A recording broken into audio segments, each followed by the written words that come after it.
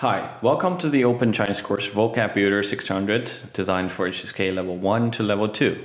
Okay, let's get started. Today's our lesson 3. In this lesson, we're going to review what we have learned in lesson 2, which are the meaning makings of by characters, how combinations of characters to make meaningful words. And doing so, we're going to learn 11 two-character words, with which we could learn 16 new characters. So today's notes and today's keynotes is how do we really understand word making and meaning making in different scenarios, especially in two characters words. Okay, let's get started. Okay, let's preview today's key characters. 儿子 女儿 老师 学生 同学 同事 朋友 先生 小姐 女士 男士 Okay, let's look at today's first word, 儿子, meaning son, the son or male descendants. Okay, this is combined with two characters, single body characters. The first single body one is 儿, meaning son, and 子 also meaning son or something little, something small, something comes after. So son plus son is 儿子. It makes a formal word, 儿子. Like 儿 could be used in some dialects to name your son, but in a formal manner in Chinese, you say the full word, 儿子. 儿子 instead of 儿 or 子 by itself, because 子 does suggest the meaning of son, but 子 also has a lot of other meanings, like in 孔子, Confucius. Okay, this is Confucius' Chinese name, 孔子. Here, 子 means respected scholar. So Mr. Kong, a respected scholar, does have directly translated Confucius, 孔子. Okay, and in some cases, 子 means son. In some cases, 子 just a suffix. It does not have a specific meaning. Okay, so 儿子, the son. Son. Okay, if you want to plural it, you add 们 after 儿子, and you get 儿子们, sons. Okay, 们 is a suffix used in Chinese to make countable nouns plural. Okay, okay, 儿子, 儿子, 儿子, son. So 儿 is son and 子 is son. They combine together to form a meaning son. This is a meaning making process. The meaning making process are historical and has been settled for hundreds of years. So the logic and the very beginning's rationality does not really matter that much. We just need to memorize, like when we say son in a full and formal setting, you say 儿子, okay, as a vocabulary. Cool. Similar with 女儿. Okay, 女 here means female, woman, daughter. We have encountered this radical or character many times in our previous classes. So 女 is women, very familiar with it. 儿 here, we just learned that 儿 means son, right? But here, 儿 also have another meaning, which is offsprings, or means son. So 女儿 is a female son, so female offspring. 女儿, that's daughter, okay? Cool. But when we switch position, when we make 儿 comes first and 女 comes later, 儿女, when we say 儿女, this is not daughter, this means children or descendants. Here, 儿 took its first meaning, son, and 女 took its this meaning, daughter, right, the last one. So 儿女 is 儿 and 女. They added together to form a word. This word suggests children. It's like the plural form of either daughter or sons. Or son and daughters. So that's children or descendants, 儿女, 儿女. So as 女儿means the female descendants, that's the daughter. And then here, when we have 儿女, that's son and daughter, so children, descendants. Cool. You get this? The meaning making process and the character combinations are intertwined with each other. And in some cases, we have to memorize it because the original logic was lost. Okay, 老师, 老师 means teacher. That's a word we have to learn in HSK Level 1, so it's quite important to take some notes. 老师. Okay, 老 means old or elder. 师 means teacher or to teach as a verb too. So 老师, an elder teacher, that's teacher. this is quite weird when we see how the word making. Teachers are not necessarily to be old. Many teachers are not old today. But in the past, who can be a teacher? Especially in the Confucius society, the teacher means quite important to society. It's like prominent in the Hindu church. 老师, yes, 师 was always old in ancient China when this was made. So 老师, elder teacher, yes. So especially teacher has to be old, and old people has to be respected. So 老师, and then we combine to make today's word. Today we do not use 师 by itself to mean teacher. We use 老师together as a word. And especially when kids were learning 老师at this point, when they at the very beginning, they don't know, that they don't even realize that 老师has to be old. They're not questioning 老, okay, here, because it's a daily language. It's too common to be researched or to be even thought about. Okay, so when we say 老师好, it's a hello teacher, right? 老师好, we have learned in the HSK Level 1. Hello teacher, 老师好. Okay. Here's some cultural highlight.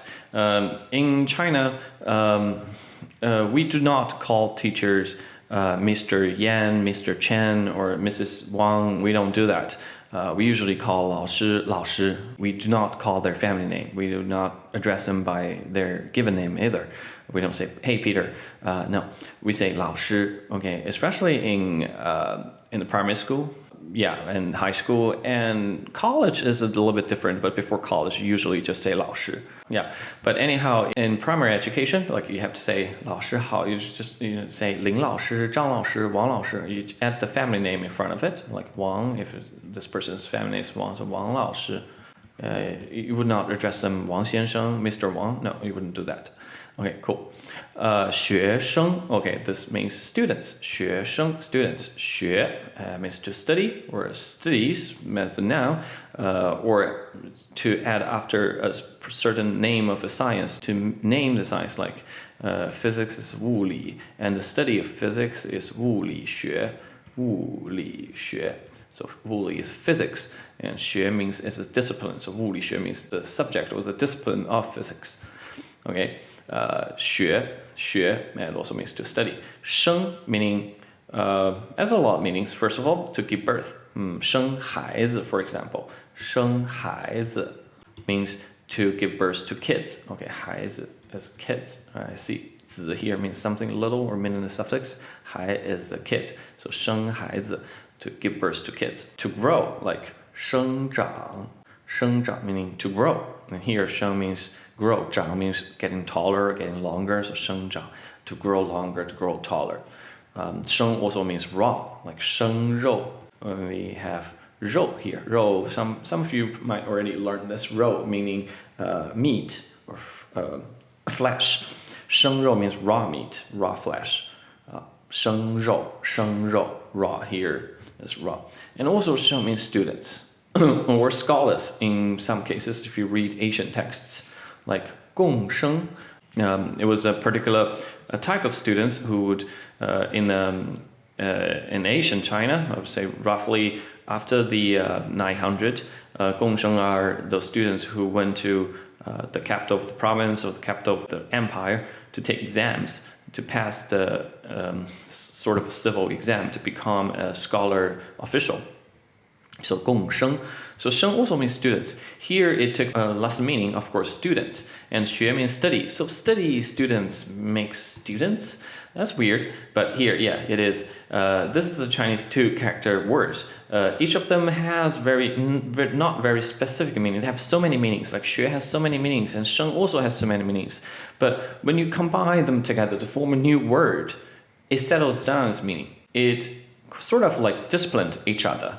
The first one disciplined the second one disciplined the first one, to specify, like, when we combine together in this sequence, we mean something specific. We mean a very specific thing, that's student. Okay, 学生, student.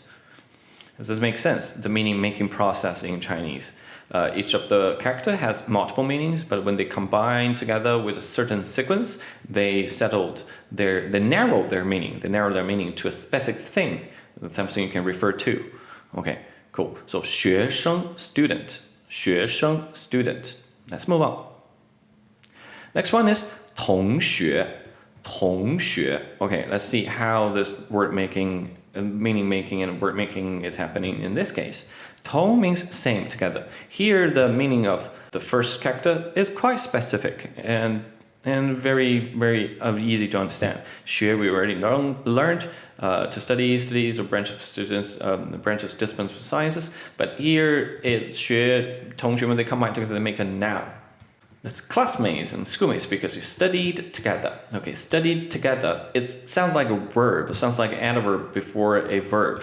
An adverb means same, right? And the verb here is study, so same, study, study together. But actually, the part of speech changed. 同学 changed to noun. It means classmates, schoolmates, the person you have studied with.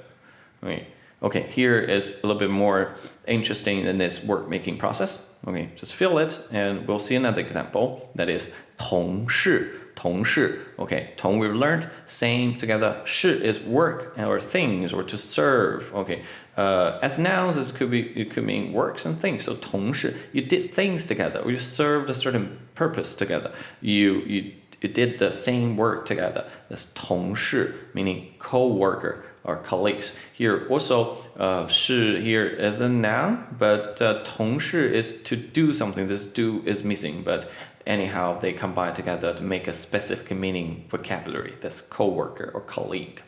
Okay? 同事, you did things together. 同 same together, and 事 is work. So work together, did work. It makes a new specific noun, co-worker, colleague. Okay. Let's do some recap here. 儿子, the son. 女儿, daughter. 老师, teacher. 学生, student. 同学, classmates, right? 同事, co-workers. Okay, the next session, let's move on. 朋友, 朋友 meaning friend. Okay, there's another case of combinations of exact same meaning character. 朋 means friend, 友 also means friend. 朋 also means to get up with, and 友 means to be intimate. And just combine the feelings and connotations of two characters together, that makes a very specific modern day common used word. Friend, 朋友, friend. Okay, you wouldn't use 朋 by itself to mean friend because this sounds like Asian people. And 友, you wouldn't say your friend is my 友, you say that's my 朋友. So it also sounds very Asian if you just use the single character and you combine them together, you get the modern day usage of friend, a very specific term for friend, 朋友, 朋友. And also its part of speech is fixed, it's a noun. Okay, 朋友. 朋友. It's quite interesting to see this character too. 友 has two 月, right? So 月 also in the transformation of the ancient pictographic writing, 月 also instead of just meaning moon, it also means flesh, human flesh. So it's like a lot of flesh together, right? Two flesh together. That's like two friends, right? They get up with together. There's a get up together. Okay. Next one, 先生. Okay, 先生 means Mr. or teacher or doctor or storyteller in different scenarios and cases. But anyhow, it's a context word. Within the context, it has specific meaning. It does have specific meaning within the context. So like Wang 先生. In this case, in most cases, Wang 先生 here means Mr. Wang. So 先生 here is Mr. Wang if you put it after a family name. And if you, in the formal writing, addressing a teacher or a professor, you use Wang 先生. Here is, teacher Wang or professor Wang or this very respected person Wang. And doctor, yes, in many dialects still today, they call doctor 先生. And storyteller in a specific case is in the storytelling scenario. In China, there is a folk art, the form of folk art is storytelling. 说书, okay, so you address them 说书先生. Okay, the next word, 小姐. 小姐, meaning miss or mistress. Miss here, 小 is a word. 小 is a very easy character. We have learned in HSK level 1, lesson 2, I guess. 小 means small or younger, right? Because this character was originally pictographic writing of mimicking little sand, like a little sand. So that's how the xiao was written originally, and then gradually becoming this shape, meaning small, younger. 姐 is sister, and usually elder sisters. So in a family kinship system, if you do have a kin sister who is older than you, you say 姐, you call her 姐. And in some cases, 姐 also means miss, like 王姐, okay, Miss Wang. It's more daily informal settings. You call somebody 姐, meaning Miss Wang or Mrs. Wang. Okay, 小姐 here means little or small sister, and makes the meaning of miss or mistress in the new word 小姐. Next word, 女士.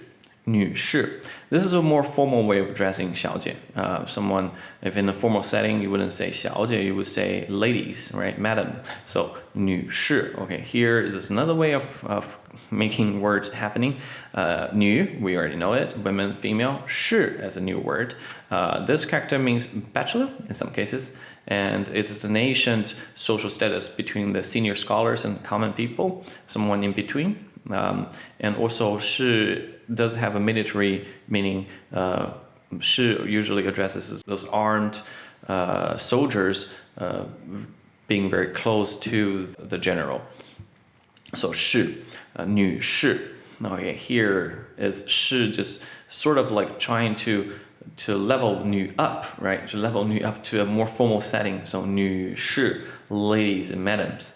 Okay, and same with male, 男士. Nan is man or male. Okay, this character is probably new to some of the students here. We can do a little bit deconstruction here. Nan has a tian on the top. Tian means the field, right? This is the pictographic drawing of tian, the fields in the countryside. Okay, tian. And the lower part is li. Li means strength or muscle. So tian plus li. So that's the labor working or the muscle working in the field. That's man or male. Okay? And 男士, shi is the same shi, right? It's a bachelor with this particular social status in a military setting. And 男士 put together makes a more formal way of saying Mr. or man or gentleman. Okay? In the case like ladies. Ladies and gentlemen, ladies and misters. Maybe it doesn't. So 男士 means Mr. or man or gentleman. Okay, let's do a quick recap of today's class. 儿子, 女儿, 老师, 学生, 同学, 同事. Okay, how many of you get the meanings of each of the word? 儿子 means son. 女儿, daughter. Yeah. 老师, teacher. 学生, students. 同学, classmates. 同事, co-workers. Okay, remember when we switch the sequence, 儿女, it means the children, descendants, yes. 朋友, friend. 先生, Mr. or storyteller or teacher. 小姐, Miss. 女士, Madam. 男士, Mr. or gentleman. Okay, cool. That's all for today's class. Okay, that's all for today's class. The next lesson we'll learn these interesting words. I'll see you next time.